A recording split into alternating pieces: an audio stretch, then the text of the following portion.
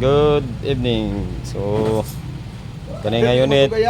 Ay, oh, sige guys. Thank you kay guys. Oh, salamat guys. Oh, sige, fights. So, nag-convert ta og register sa D64 to D17 kay nabangga man yung unit ni sir. So, nag-convert ta. Nilisan na to og 64.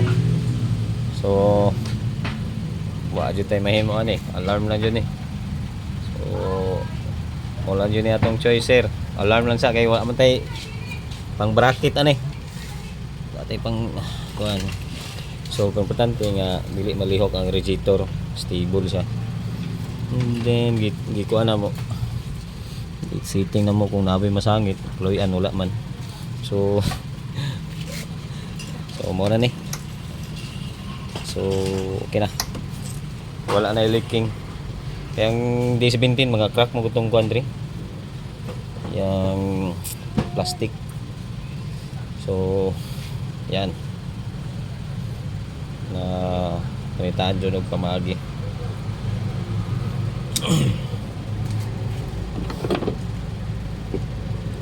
So, katong mga D17 na mga nabuak na radiator, dito katong mga plastic dito sa upper niya, upper receiver sa radiator.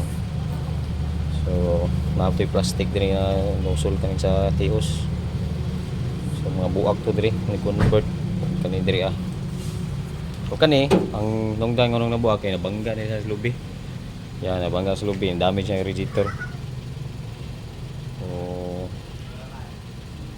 D17 convert radiator 64. So akma siya. So ayos.